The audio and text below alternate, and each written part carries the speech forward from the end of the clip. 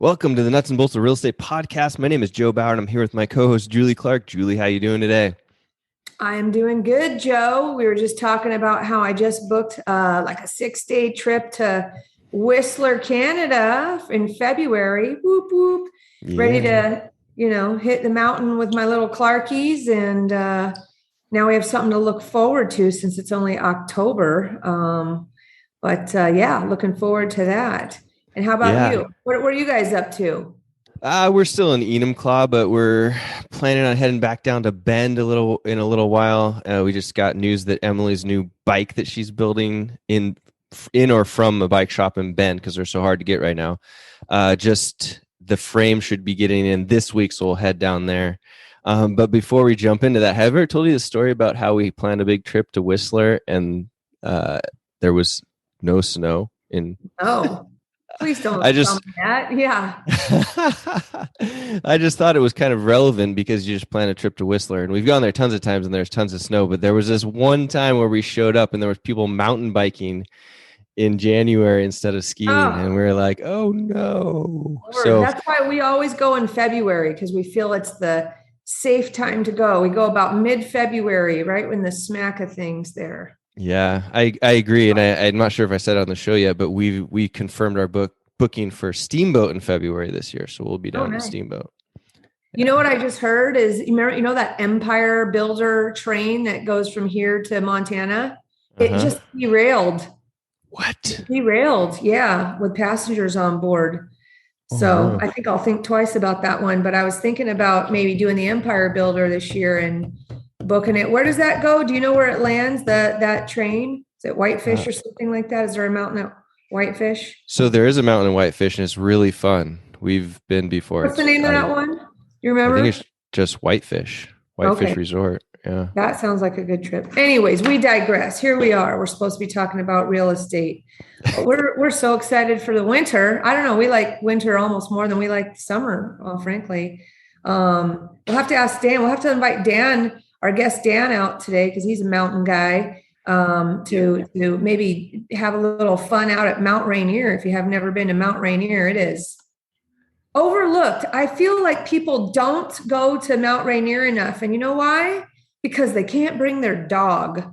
Yeah. You can't bring your dog. So I'm like, let's go to Rainier. It's like the best place we could possibly go in our state. And they're like, oh, we can't bring the dog. I'm like, leave the damn dog at home. But anyways, well, let me get my cheat sheet notes up here, and we will jump into it today with our new friend, Dan. So yeah, guys, we've been talking about land investing lately. And Dan Haberkost, am I saying that right, Dan? Yeah, spot on. Right on. He is the founder of Front Range Land, which sources, purchases, develops parcels across Pueblo West. That's Colorado, right? Yep. Colorado. And here's the best part, you guys. Dan, you're 25? Do I have that right? Or are you 26? Yeah, 25.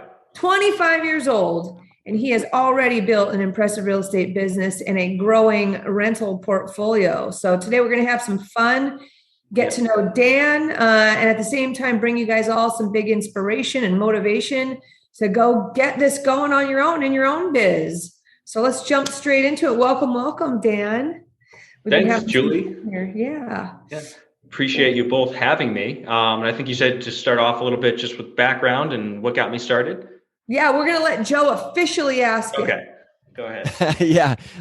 First of all, thanks for being on the show. But the first question is just that we like to get to know people on the show better. A lot of times other shows or whatnot will skip by this, but we like to know where you grew up, how you grew up, how that led you into the crazy world of real estate that we're in today. So if you have any details, we'd love to hear them. Sure, Joe. Yeah, I can take you back. I grew up in a rural town in Ohio. I like to joke I grew up in a cornfield. And, very stereotypical, ultra conservative, kind of lower middle class, Midwest background where the world's always ending. No one really had any money. No one was an entrepreneur. Everyone complained about their jobs. And, because of that, if I wanted anything, I had to go make money on my own. So, in middle school, I was buying and selling stuff on eBay so I could go buy a paintball gun, right? And then high school, I got a job at a Christmas tree farm, actually, so I could buy my first car. And it was that way all through high school and college. And long story short, by the time I was in college, I was working full time running a landscaping business, and that was 45 to 50 hours a week, along with school. And that was a lot. You said in high school. That's college. Yeah, Okay, that's college. Okay. In high school, I ended up managing that farm for a while and going to school and all kinds of things. But I didn't want to spend too much time on that. The point of it is that I started working at a young age, and I was running other people's businesses throughout my teens and up until I was about 20. And that wasn't a whole lot of fun, but it was apparent to me that I had developed a skill set at a young age that would be useful as an adult. And I looked around and I kind of saw the environment I was raised in, and I thought, okay, well, I don't have to do the same thing that everyone else has done. Like I was saying, everyone complained about their jobs. It wasn't just, my family or parents. It was my friends, everyone. It was just the norm, right? You got a job, you didn't really like it. You worked 40 years, and that was that. And that's kind of the norm in the Midwest, at least where I grew up. So I said, well, how do I take this experience I've gotten over the last few years? And this was me at about 20. I'm getting to the second half of college. How do I take this experience, these skills I've learned, and apply them to some sort of business or investing so that when I'm done with school, I can accelerate my financial position and not live the same sort of life that everyone around me has.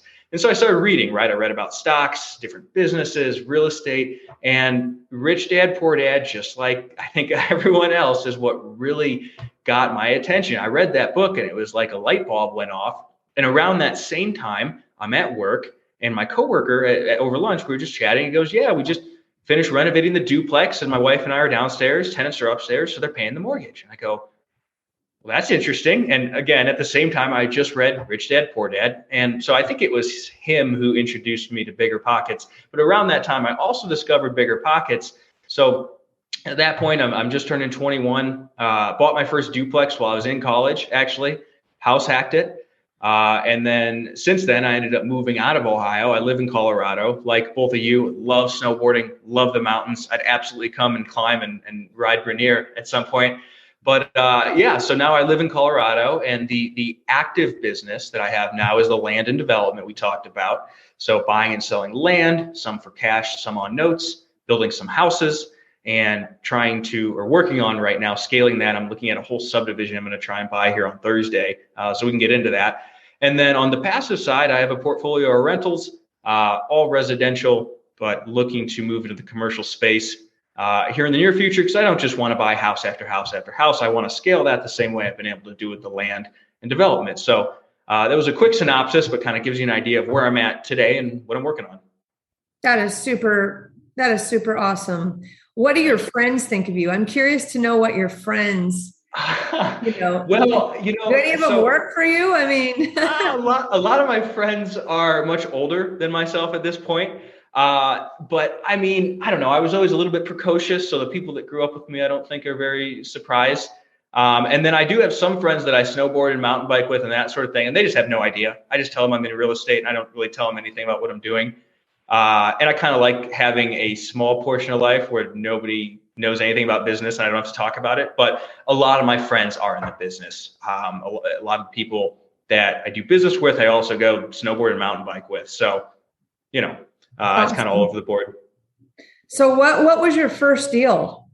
It was a duplex in Parma, Ohio. And that was the house hack. One unit was close to turnkey. One unit was trashed. So I moved into the trash unit, rented out upstairs, and then ended up moving and just giving it to a property manager. And how did you buy it? Did you buy it off the MLS or? Mm-hmm. So yeah, that was while I was still working at that landscaping company, finishing college. So I had a full-time W-2 income. And of course I paid for, my car and school. And so I didn't have any debt. So it was very easy to qualify for a duplex, especially in the cheap Midwest. Right on. And how do you pay for deals these days now? The one that we just closed on, that seller financing, he financed it 100% and then just put money up for the rehab. And the one before that I bought in June, that was just another owner occupied house hack. That's a great way to pick up properties, especially in expensive markets. I just saw on your Facebook page that it looks like you just picked up a sweet rental with 100% seller financing. Tell us about that deal. How did you end up how were you able to get that seller financing deal? Yeah. So, whoops, sorry, my computer turned off for a moment there. Anyways, so it was actually a lead from Craigslist. Craigslist is the most underappreciated platform ever. I have gotten more buyers, great tenants, and now deals off of there than any other platform, even the ones I've paid for. But he made a post that he was an older investor looking to start selling off his properties, starting with this first property. And for him, what he was looking for, the important thing for him was a reliable borrower. So he had more money than he needed, and he was just tired. It was one of those guys who never learned to offload. And so he's still really been a solopreneur, even at 70 years old. And that's a great way to burn out. So he's tired, has more cash than he needs, and wants to just go retire and spend time with his wife and kids. So that's why the deal presented itself, because this was a problem house that he didn't want to go deal with, and he's tired. So got it at 250. And then part of the value here is I have a relationship with a contractor here who I've helped, given a lot of business. So he's living and rehabbing the house. It'll be about a 3-week project here. And he's doing that for just a very competitive rate, to say the least. So all in, it's going to be about $20,000 in cash. ARV is about 340. So that's a pretty solid deal. But I mean, it is important, or if I had seen this deal 3-4 years ago, it would have been very intimidating. We had to lower the main beam. We had to replace the front sewer line and a complete cosmetic rehab. It's just disgusting. And those, again, would have been intimidating things to do several years ago. But after you do this for a while, after building some houses, it really becomes simple, and they're all just numbers on the pro forma. And they're problems that I know how to solve or to find the people to solve. One of the biggest things I want to say to anyone who's brand new is it gets much easier over time. As I see you shaking your head in agreement. So I'm sure you have experienced the same.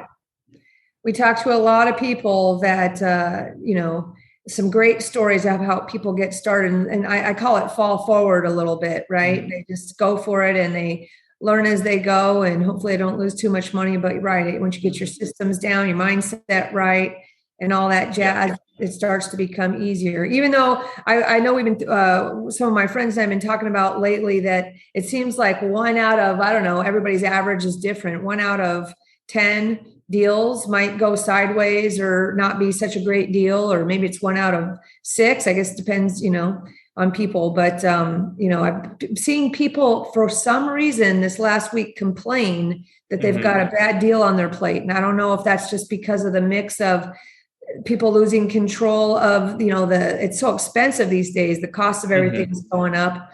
I'm actually listing a big new construction house this week out here in the Seattle area. And, they just got hammered by the lumber prices. I just happened to pick the deal up, and, just the cost of everything's gone up. But let's jump into the land stuff.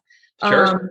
So why did you decide to, I know you do some rentals and you're doing some flips now and that kind of thing, but we want to pick your brain about the land stuff. How did you get started? Why did you consider investing in land, and what does that mean? Are you flipping raw land parcels? Are you doing entitlements and reselling them to end buyers that you build for, or to developers, which, obviously is would be a great source of huge profits there if you could pull that off. And it sounds like you're moving, like you said, you're about to looking to buy a subdivision. But why did you look at land? And how did you start learning about it or get started? Yeah. So I think the first point I want to make is shortly after buying my first 2 properties, so house hack in Ohio, gave to a property manager, house hack in Colorado when I moved, the realization that the low and no money down strategies are great for getting started. But this is a cash intensive business, and it's a lot easier if you can go figure out how to make a substantial income. So I want to put that out there, that the first thing that pushed me in that direction is, okay, I need to figure out how to make a lot of money that I can just then put into long-term buy and hold. So there's two buckets, right? And the way I got into land, to set the context, here in Colorado, it's a little bit different than where I grew up in Ohio. In Ohio, most of the towns are built out, whereas out here, there's all kinds of failed or started subdivisions from many, many years ago. I'm sure you see this out your way too in some of the second and tertiary markets. So that presents a lot of opportunity. And then on top of that, I'm somewhere where a lot of people are moving, right? Colorado has been one of those states. Denver, the Springs have gotten very busy. Okay, so I'm just kind of setting the stage here. Now, at the same time, I met a guy at the real estate group here that I actually now host, who had been in the business his whole life, 40 some years, and he wanted help in his business. And in return, he offered to, show me what he knew. And fast forward to today, we're good friends, business partners. We do a lot of deals together. But he's the one who initially got me into land, because he's from here, Denver, and then had spent a lot of time in California. Again, these are areas that have a lot of these failed subdivisions where there's a lot of opportunity, and there's just vacant parcels of land with utilities. They're ready to go, right? So to answer your first question, I'm trying to bookmark all the things I want to say in response to your question here. To answer your first question, I buy and sell land for cash. I buy and sell land on notes. And then on the prime parcels, I'll build a house on them, if the numbers make sense. Okay. And then your last point, yes. So the subdivision I'm looking at on Thursday, it looks like the final plat is about to be approved by the city, but then the roads and utilities have to be extended. And the developer, much like the landlord that I just bought this house from, he's tired. He doesn't want to deal with it anymore. So we're going to meet and see if we can put something together, because at the end of the day, the person who does that development work to get a finalized lot or a group of lots, you can sell for a huge margin to the end builders. So, right. Exactly.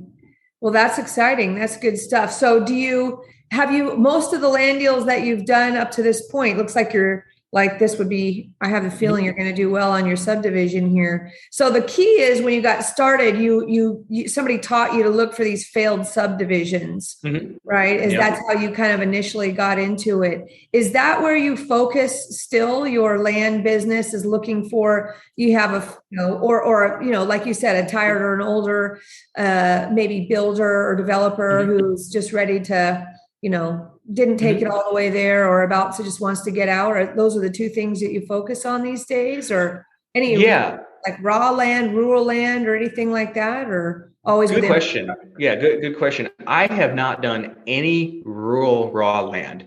Everything I've done has been within subdivisions, and I know plenty of people who make a lot of money with purely rural recreational land. So it can be done. Yeah. That's just not my wheelhouse, right? The value of niching down has, especially recently, become more and more apparent. So I focus on these turnkey subdivisions up to this point, again, where I'm just buying these infill lots. Maybe there's a house, a vacant lot, another house, or a couple vacant lots between houses. But the significance of that is somebody already spent a ton of time and a ton of money to develop that land. They took a huge piece of vacant land. They went through the process of getting it platted, subdivided, bringing utilities. That all takes a lot of time and a lot of money. So these lots are what we would call shovel ready, meaning I don't have to improve the land at all. I can just dig a foundation and just pay the tap fee, connect to the utilities, and get the house built, right? So that's where my focus has been, because there's such an advantage to having shovel-ready land. And then also, these markets have all been second and third level markets from the major metros that have been growing. So here in Colorado, it's been really straightforward. It just goes straight down the Front Range, straight down I-25. Denver blew up, then Colorado Springs, now even Pueblo. There's a lot of money going down there. So it's really been very clear where the path of progress is going. And I just kind of went in front of it with Pueblo West, and then further south in Colorado City. So yeah, I think that answers the question. Yeah. I mean, it makes sense, right? It's not that even hard to understand what you're doing. It's just that, you're in out here, we'd have to think about where that's happening, maybe in Eastern Washington a little bit for us here, but, that is super interesting. So, who's your best buyer? Like, do you want to build the house, or do you sometimes just sell to the end buyer who wants to build their own house, or what do you prefer? Which is the way? Yeah, the vast majority of the time, I am just selling the land to either the end user who's going to build their own house, or in certain areas to the other spec builders who will just build and then sell. To give you an example of where I'm building, it's only if it's a really prime lot that I get at a great price. And so there's a substantial spread and it'll just be easy to sell. So I've got a house being built on the golf course in Colorado City right now. I got the lot for $1,000. Everything's right there as far as utilities. That one just made sense. I'm going to make a far more substantial spread building on that. Another example, closing on a lot next Tuesday that I got, and it's actually in the middle. I got kind of lucky in the middle of a subdivision within Pueblo West that a much larger builder's doing. So he just repaved that road. He improved all the water and sewer lines, and it's surrounded by new builds. So, that context, it just makes a lot of sense to put a new build there. It's a commutable distance to Colorado Springs. So the majority of the time, I do just flip the land. I've done about 60 land flips in the last year. But here and there, I'll build a house where it makes sense, and it just leads to larger chunks of income on top of the notes and the land flips. How are you finding, I know you know which builders to call, but if you're selling to a retail buyer that's going to build their own house, are you listing the lots for sale? Are you just marketing them on Craigslist or these places? Or how are you marketing to get those types of deals done? Sure. So some of the land that is more geared towards the end buyer and fewer spec builders will buy, those ones I'll list with realtors a lot of times. And then I pay for like land.com, and then I put it on Facebook, I don't do it at this point. My acquisitions manager pretty much handles most of the business at this point. But Craigslist, Facebook Marketplace, land.com, signs. Sometimes I list them, and then we just keep all the data right in Pipedrive. So we have a buyer's list of our own at this point. So when you're looking at you're looking at subdivisions, what exactly is in place on these parcels? You mean like roads are in place and sidewalks, and you have water and sewer already stubbed out on the property? What is your ideal situation that you're looking for? You hit the nail on the head there. I want the power box. I did a YouTube video on this recently because I get asked this question all the time. I want the power box in the back of the lot, water and sewer at the street, ideally a natural gas line right there, and then houses on both sides, because again, then everything is there and it's as simple as it gets. So yeah, you described it, just all utilities there and flat's really important, and power being close is another big consideration. Drainage. Yeah. Unless it's a weird slope or topography, that's generally not an issue, because these areas I'm building in are just huge tracts of homogeneous lots. It's the same thing over and over and over again. It's really simple. Yeah. And so are you buying, I saw some of your videos, you'll buy some stuff occasionally, maybe that requires septic. Yes. So those ones I have, especially recently, I'm not going to build on any more of those, because for whatever reason, at least in Pueblo West, the requirements have gotten more stringent, and that can be such a variable. If you have you have ideal soil conditions, it can be $6,000 to $8,000. If you have an issue with, shale or expansive clay or something, it could lead to a $30,000 septic. So those ones also at the same time have gone up in price the most, those lots that require septic. So those ones I've just been selling to end buyers, and I have not been touching as far as developing. Hey guys, it's Julie here with a quick break from the show to discuss an opportunity some of you may have interest in, which is to work more closely with me. On almost a daily basis, I get calls from investors and brokers, both new and experienced, asking me for guidance or advice. I love helping you guys out, and it keeps me on my toes too. So with that said, I wanted to let you know that I have a private broker coaching community called the VIP Education Community. And the best part is that it's 100% free. That's right, it's free to join. So whether you're a traditional broker or a broker investor, my VIP education community offers personalized one-on-one coaching from not just me, but also from my experienced broker friends with expertise in all disciplines of real estate and real estate investing. We'll teach and share our modern marketing strategies, our tech and lead generation resources, plus teach you how to identify or offer up opportunities for yourself or for your clients using techniques such as seller financing, lease options, land entitlement deals, BRRRR investing, flipping, multifamily or commercial coaching, whatever you like. We've got it all covered for you. The future of real estate is changing fast, and to stay in the game, it's time to learn about all the options you can offer your buyer and seller clients, as well as, if you want, learn how to use those skills to grow your own real estate portfolio. If you'd like more details about joining my VIP education community, reach out to me at julie@seattleinvestorsclub.com or text me at 206-910-2985 or just send me a Facebook message. My new favorite phrase is community equals confidence. So let's navigate the future of real estate together. Now, back to the show. So if you were to come across a deal that you think looks interesting, that you want to research further, right? A land deal. What are like the first 3 things you're going to do, or the first 3 to 5 things you're going to do? So somebody's like, hey, Dan, here's a deal, or you found one. You go straight to what? Great question. Utilities is the first question. Always double check utilities.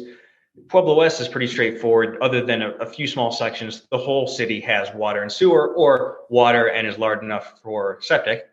But go to Colorado City, which is a little further down south, down the Front Range, and it's bizarre. It's like someone just threw darts at a dartboard. The water lines just stop, and there'll be a sewer line and then no water. It's just, so number one, immediately check utilities. How do you check utilities? Like, how do you do that? So in that market, I just call the Metro District, or have, my employee call the Metro District.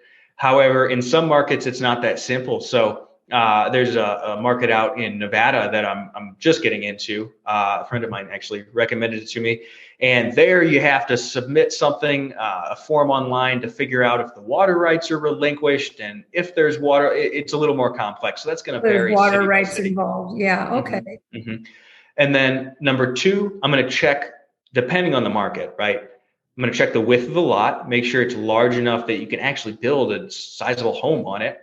And then number 3 would be the topography, right? Because there's these random lots that are just a massive slope, or some, there's shale sticking out of the ground, where it's clearly going to be very expensive to excavate. For those who don't know, it's just a very, very hard rock that's very difficult to dig through, and makes excavation very expensive. So those would be the first 3 things. But again, it's applicable more to these subdivisions that I'm in, because it's a little simpler and a little easier, as opposed to if you're doing the vacant land, or maybe you're in a more mature market and it's not just a huge homogeneous subdivision. It can be, or there can be, a lot more due diligence per lot or per parcel, just depending on your market. So it's not always that simple. Right. Is there, I've worked with some builders and stuff myself, been around a long time. Now, is there, as far as like the distance away of your connection, that can add, I don't know, out here, it can add a lot of money, right? How far away is the water or sewer connection? Does that happen to you or is it, do you feel like if it's within 100 feet or something, that sounds like a little bit, that's a positive, or it crosses over a certain barrier where you're like, that's too far away, that connection. It's out there, but it's just too far away. Or it just matters what deal you get, I guess, on the numbers, right? Because it just costs money to get out there. So the lots I'm building on, it's at the lot line, at the edge of the lot. So it's right there. However, what you just said is still applicable to power in my market. So each pole is about $2,000 if I need to add poles, right? So that is absolutely a consideration. And in other markets, it is applicable for the water and sewer as well, as you were explaining. What's the ideal lot size and width, as you say? So in Pueblo West, it's about as simple as it gets. The whole center of town, they're all about, 150 deep and 80 wide. And then on the north side, well, it's really the outskirts of the town. That's where you have water, but it's no sewer, it's septic. Those are all just over an acre. And honestly, at that size, you can easily fit a single family house. So I'm not even sure what they are approximately width and length. So yeah, again, that's the value of these subdivisions, is it's just the same thing over and over and over and over again. Awesome stuff. So what is on your search criteria right now in regards to properties you want to purchase, aside from, the rental or the BRRRRs or the buy and hold flips and stuff like that?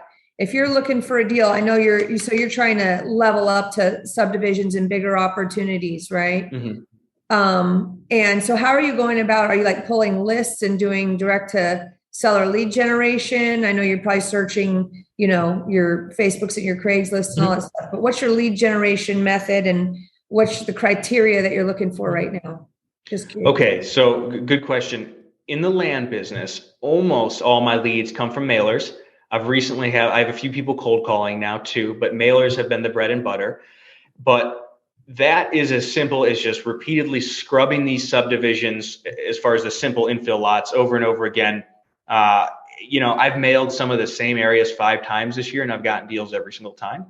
So it's just follow up and talking to people at the right time. So that segment of the business is really simple. Those are the easy land flips. Now on what I'm working on getting into, the larger subdivisions, that I'm doing cold calling. Again, I'm not doing it, but that's far more niche, right? There are far fewer areas, and we're talking much larger parcels. And then even among the parcels, it tends to be just a couple players, right? This is a very, very small world. And then when you get into small markets, there's a couple 100,000 people in Pueblo. I think it's in the 3s. So, it's a smaller market. There is a very, very small group of people that own those huge, huge parcels. So repeated follow-up, right? And then it's identifying before you know who to call, you have to identify the right areas. What's the path of progress to even do something like this? And again, with 2008 having been so recent, there are so many subdivisions that had been failed, right? And maybe some money had already been put into them. There's one I just missed, actually. It just got sold. I was too late. It was a whole subdivision, completely done, curb and gutter, water, sewer, everything. So that would have been a great opportunity, but I missed it. So all the towns in Colorado have been growing in a very predictable fashion. The ones along the Front Range. So Denver, just east, right? It's built out like to the airport for anyone who's familiar with the area. Colorado Springs, it's touching the city out east now. It's past the airport. It's basically going to Kansas. And the same thing is happening in Pueblo. The northeast side has the golf course, the college, and they're just building. And on top of that, there are these huge parcels, right, along that same path of progress that had been annexed back into the city before the last crash. And so they now will be serviced as far as utilities from the Pueblo. Okay, so that's a big deal, right? Because that land was not annexed into the city prior to 2007, 2008. And on top of that, a lot of those parcels have already been subdivided.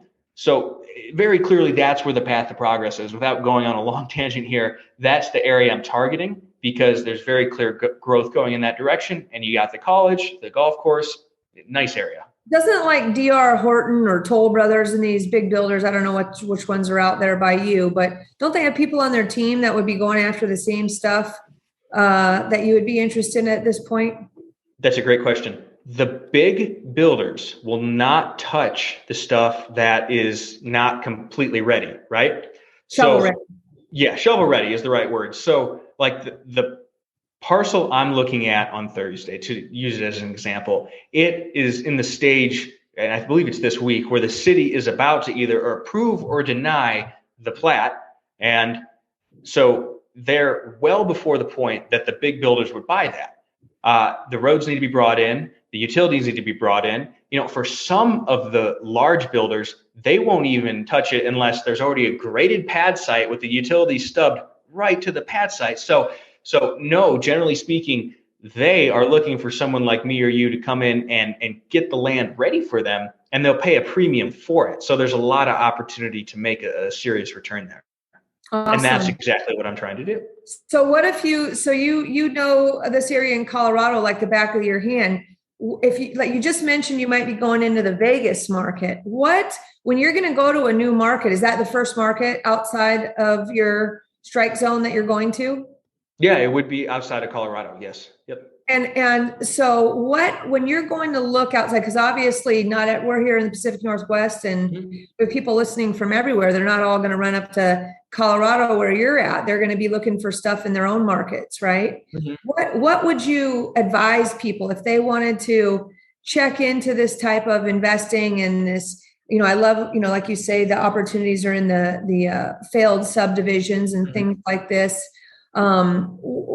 if you were going to another market, you're looking for probably that natural path of growth, talking to the people on the ground there and the brokers and the builders, maybe even who you'd eventually want to be selling these deals to, on where they're looking, what they've done all that research privately. They're interested in like you said, picking up shovel ready properties that people can deliver to them. How do you go about, for example, you're going to Vegas, deciding that that's the right market? What are the factors that you're like, that looks like it's a possibility for me to do this? Great question. Yeah. To step back for a second, one of the easiest ways to shorten the learning curve, and the way I've done it over and over, is I go find someone who knows what I want to know. I help them somehow, and then I learn from them, right? None of this, I didn't go figure any of this out on myself, because plenty of people have done it. There's nothing new or really that complex within real estate. So with whatever you want to do, if you're brand new, find someone who's a subject matter expert, help them some way, and learn from them. So I'll throw that out there. So the friend of mine that I told you I've learned a lot of this from, he's done over 400 land deals in this market in Nevada. And he said, oh, hey, you should go check this out, right? So that was what initially drove me to look at it. But I remember when I started by calling some realtors, the realtors that had lots of land listings, and just talking to them. And I was talking to the one who had most of the land listings in the market. And he goes, yeah, prices have gone crazy. We got all these California people. Oh, ding, ding, ding, right? When California people come in, prices explode, right? So number one, he's like, prices have tripled. Builders are starting to build out. There's some nice subdivisions within the subdivision being built out around the golf, right? So those three things were very familiar, because those are the same things that are happening here. Californians moving in, prices going up. He told me a lot of retiring baby boomers, one of the largest demographics in the country, were coming there, right? I said prices have just gone up, but that's one of the biggest ones, because how do you avoid sprawl though? There's there's that, but then there's but it could be just sprawl where it just keeps, we've experienced some of that in the apartment business in Eastern Washington over the years, where when people want to move to Eastern Washington during that cycle, people just start building more apartment buildings because there's so much space to do so, right? So you're always trying to get in on, some part of the cycle before the sprawl just, starts to happen. Or maybe, what do you think about that, what I'm just saying there? I am glad you said that, because one of the most important points I want to make is, this is how I'm making money. It's not where I'm investing. This is just a business to make money. If I'm going to buy a long-term buy and hold in one of these markets, it needs to be a really, really good deal. My rentals are in Colorado Springs. Right. And there's plenty of jobs. There's tech, healthcare, military, education here. So this is how you raise your capital to buy your passive deals. Yeah, I'm glad you brought this up. Okay. So on one bucket, on one side, we have land and development. That is my active business that makes me money. On the other side, we have the investing, right? That is the side where I'm going to buy and hold, and I get passive income. Well, mostly passive income from, right? So important distinction there, that I don't necessarily want to go buy and hold a rental in Colorado City, but it's a great place to build or buy and sell land right now.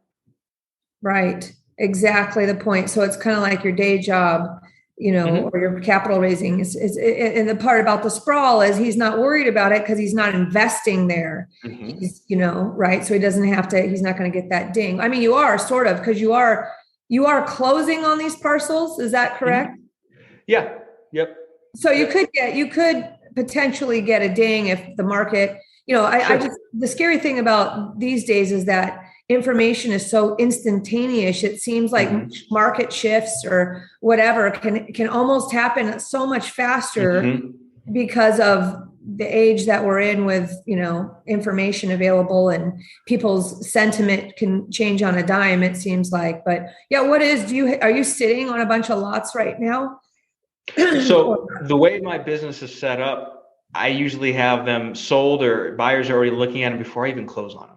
Gotcha. Right. So, I mean, I close on them, but they're moved so quickly. And then also I'm buying them at 30, 40, sometimes 50 cents on the dollar, that offers a lot of room for error too. If I had to cut the price in half and sell it off to someone, I could. And then also, just at this point, I have a pretty solid network of older investors who have far more money than they need. So again, that that offers an out if need be, I could always just resell it at what I bought it for to one of those people. I try and minimize that window of exposure, which is a big part of why I'm not building on that many. I'm only building on the prime ones, and I'm building a very simple 3-bed, 2-bath, 1,500 square foot ranch that is palatable to the biggest demographics in the country right now, the first-time home buyer or the downsizing baby boomer. And even if the market crashes tomorrow, they're still going to need housing and likely going to want it somewhere that's affordable. And the markets I'm in are very affordable. So with the spread plus who the product is built for, there's a lot of about as much safety as you can have as far as building goes, in my opinion. It would seem like it'd be a great idea for you to like just start running with a buyer's list of these retail buyers and reverse engineer it, right? Like kind of like reverse wholesaling. You just go shopping for what they want. You know, you've got your name out there and you're established as a land, a guy that's able to dig out land deals and build if they need to. And it seems like reverse engineering, having a big list of buyers and you just go shopping for them. That's what a lot of wholesalers do, right? For example. Yeah, no, that's a good point. It is basically what I'm doing, right? So the multifamily lots are very in demand. So I have my acquisitions manager cold calling R5 lots right now, which are multifamily. So What is the most challenging part of the land investing biz? Oh, gosh, I think for me, it was more of a mental thing, especially when you're getting started, relative to, how do I put this? Just the capital involved, right? Let's say you're working a normal job. And so you make 50 grand, pretty average, 50, 60, 70 grand. And if you're buying and selling 3, 4, 5 parcels for, 12 to 15,000 that are worth 30, these are just big numbers. And it can be intimidating, right? Even though you can look on the market, see dozens of them, see what they're selling for. They're worth 30, 35. It's intimidating to go put, 50 grand out on several parcels because I do close on these. I've assigned a couple, but the vast majority of the time I close on them. So for me, and especially with that background where I came from, again, growing up, the world was always ending. Everything was always getting worse. It's just very negative mentality. Getting onto that took a long time, so for me, and sometimes I still struggle with that. I wired 50 grand last week and I know that I bought, over 100 grand in land with that 50 grand, but it's still intimidating, Right. So that was probably because you're not putting debt when you close, you're paying cash, right? Nobody's loaning unless you had private money partner or something. You don't I do have investors. Yeah. Okay. But you don't work with any banks on, or, on purchasing land. You're paying cash, right? Yep.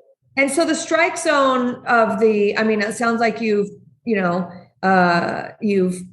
gotten some sweet deals where you're paying just a few $1,000s for land, or tell us about how the note setup works for you when you're buying on notes. Yeah, great question. So notes, just in case anyone doesn't know, it's the same thing as what your bank does when you go buy a house, right? So I'm lending to the buyer myself. So for example, there's 2 I closed last month.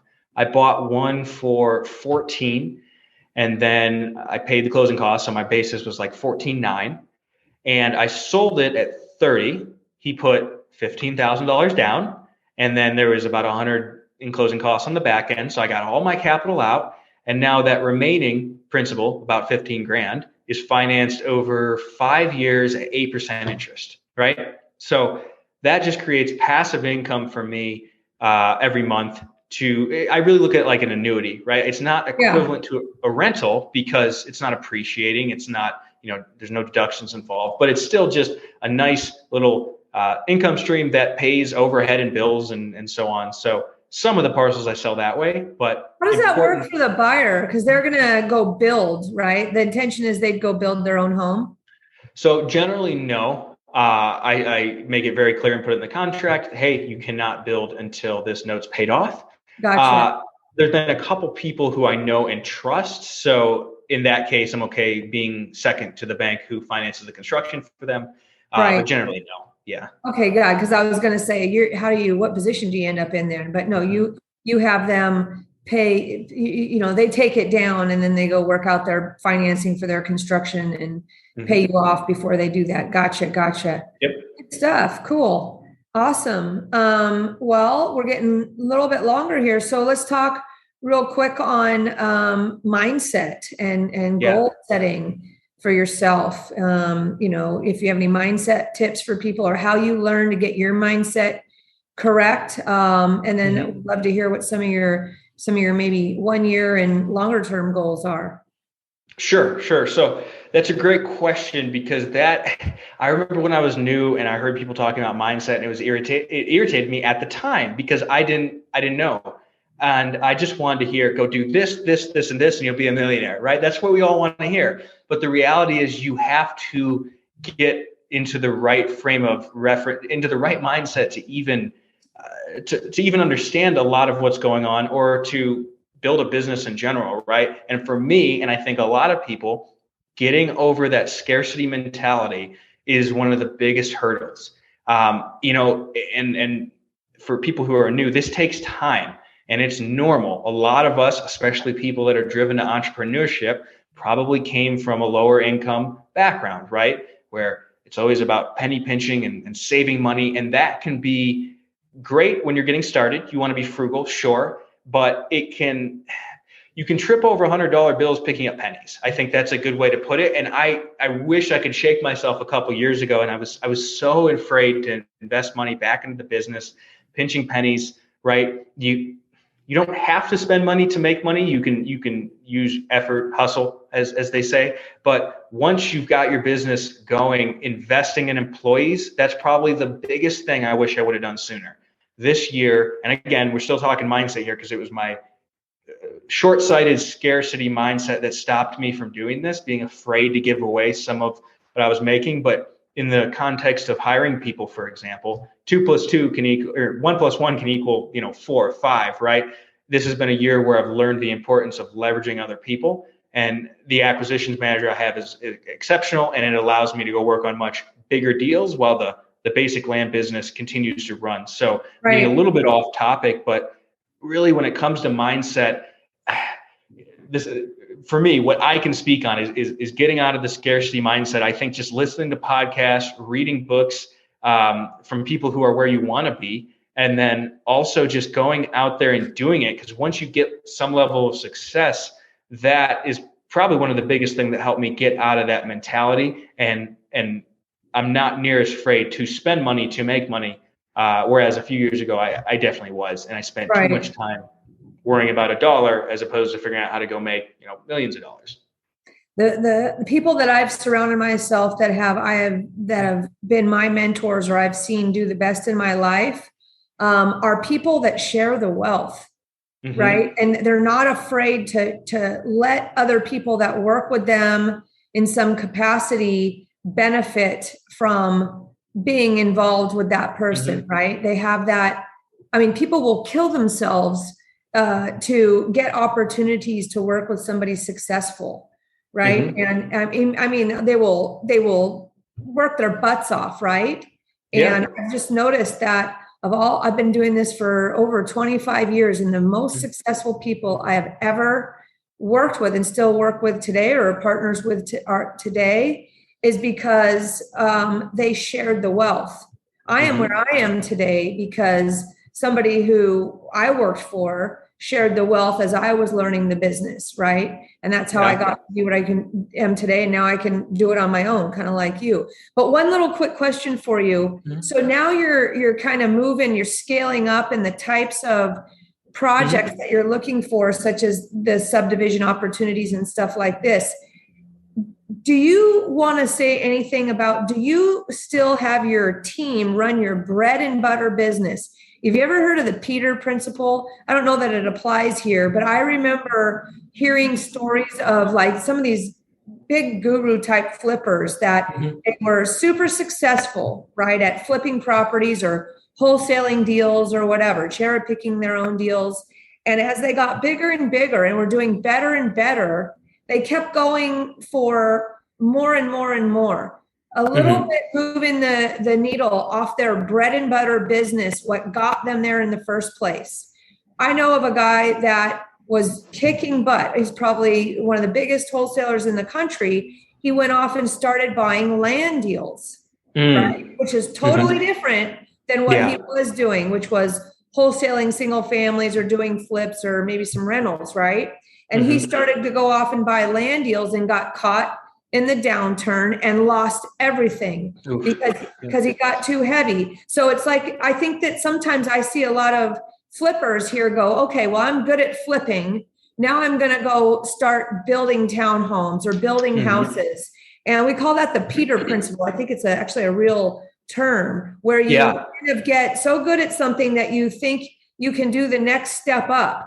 And at some point you kind of hit the peak outside your skill set.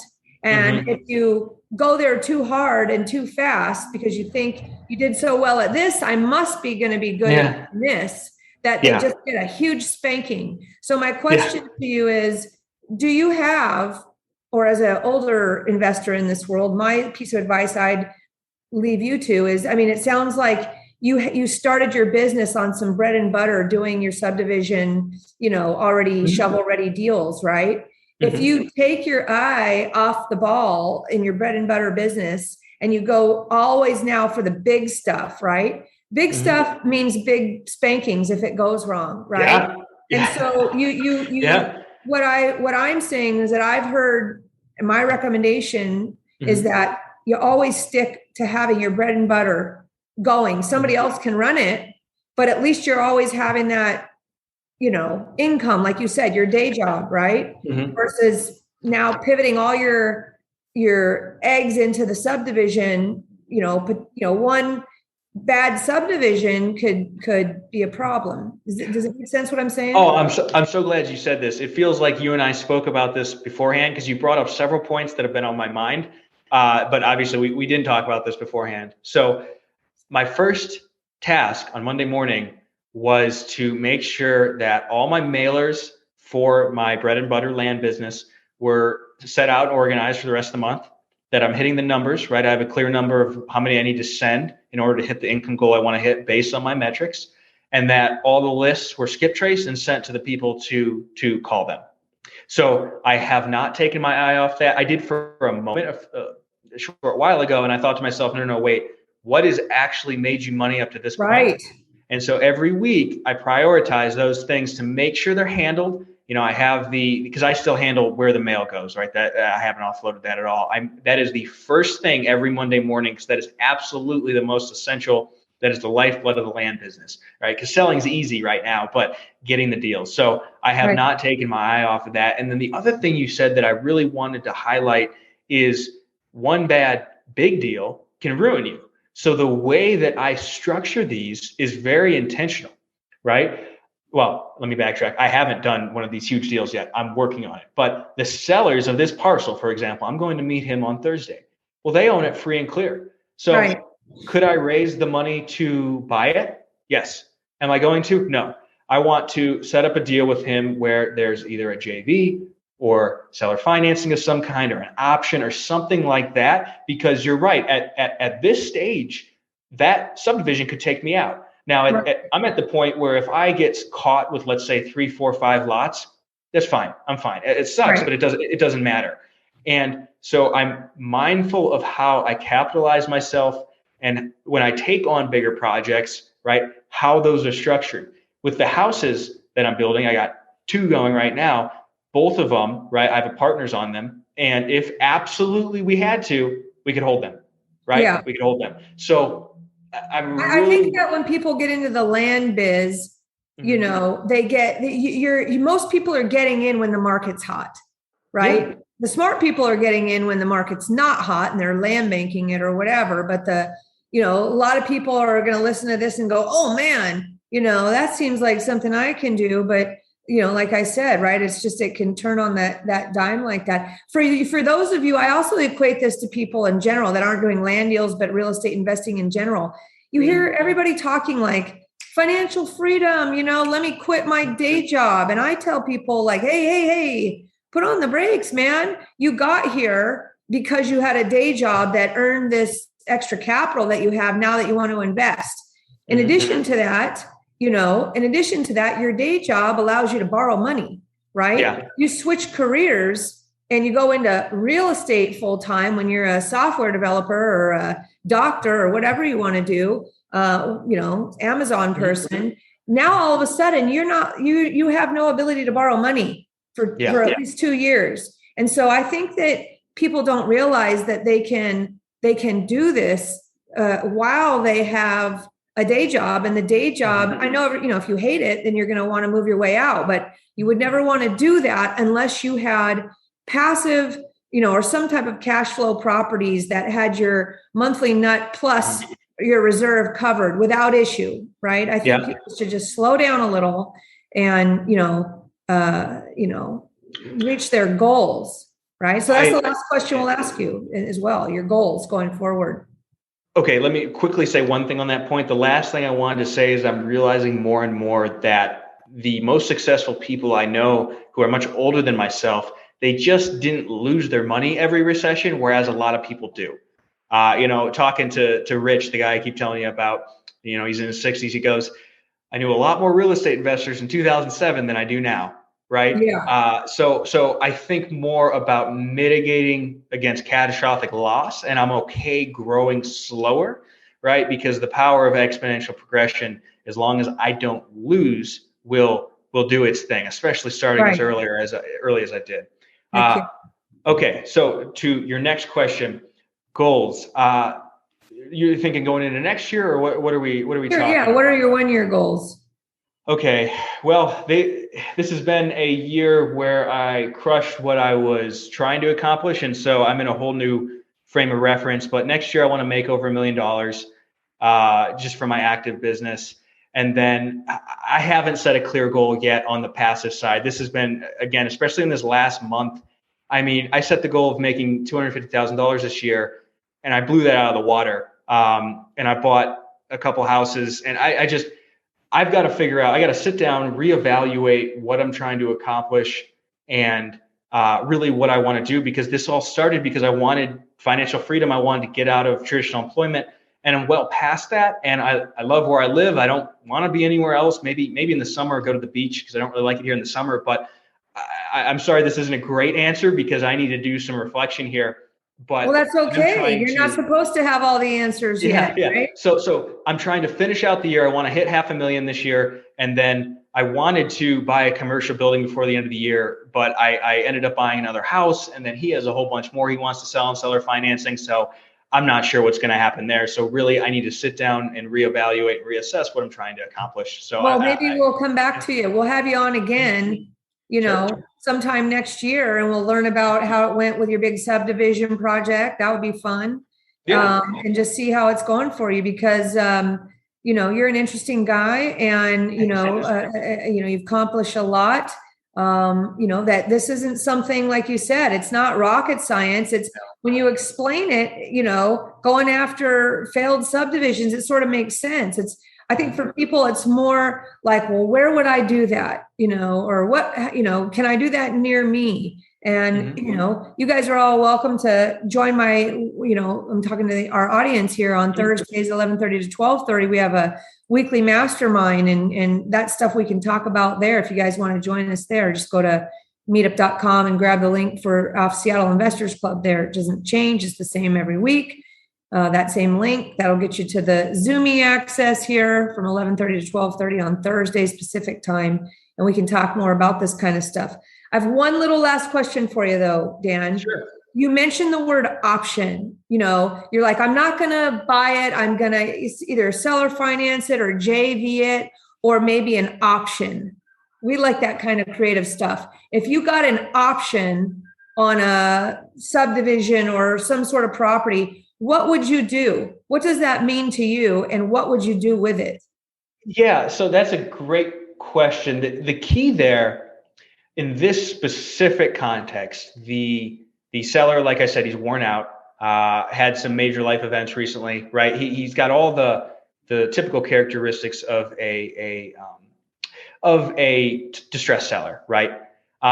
So the goal there would be to find that intermediate builder who would potentially buy the lots before they're completely shovel ready, right? And in that case, right, so if you think of, okay, here's your bucket of all the people that build houses, right? On the far end, you have the institutional builders. They have all the money in the world, but they won't touch it unless it is ready to go, graded pad site, utilities there. But then somewhere in the middle, there are some of the smaller builders who maybe they'd take some of the lots and they buy them right now as is, assuming the plat gets approved. Or maybe they just want the road graded in, So I would go out. It's really just, it would be the same thing as wholesaling in that regard, is solving the problem. All we're doing all day long is solving problems. That's it, right? Whether it's the stressed seller of the piece of land or this house I just bought that was falling apart and to lower the whole house, it's just solving a problem. So if I get it under contract or an option where I have time to go figure it out, I'd be looking to see, well, who could I potentially move this to that doesn't need them completely done and shovel ready? That would be how I'd approach it. We were talking about, somebody on my team and I were talking about wholesaling versus selling an option. With wholesaling, right, you're not closing on the property, right? You're just putting it under contract and an assignable contract and assigning your contract to somebody else. Maybe you're putting down some earnest money as related to that, right?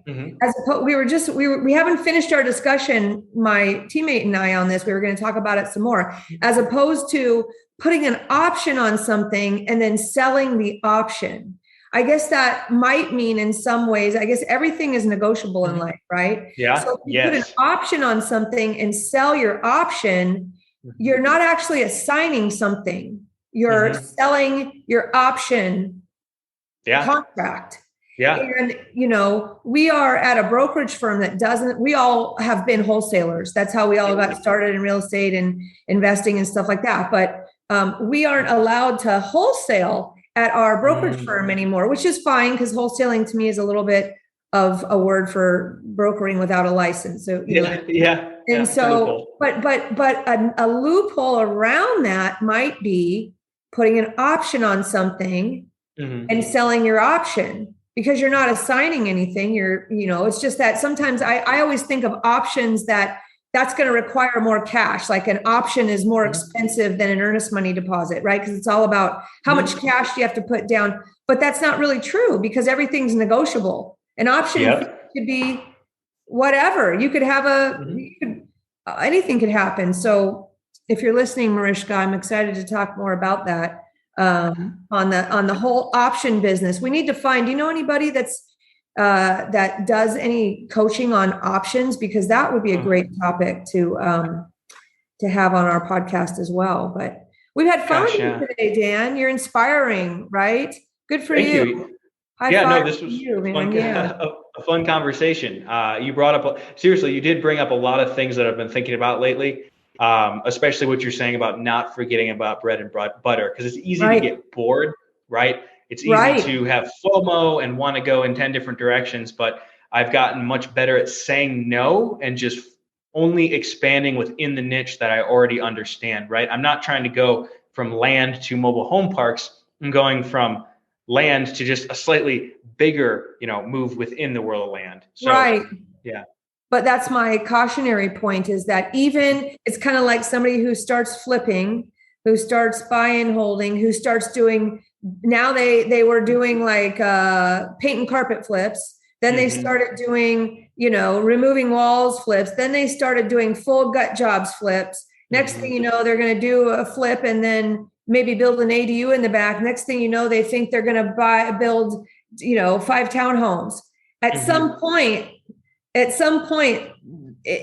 you said, if they don't keep the bread and butter running, you get that spanking when you get higher up the ladder, one big spank from Big Brother there. And, that's my point to people is be careful, because everybody gets bored. We always find that flippers flip for about 2 years and then they go, why did I not keep some of those properties?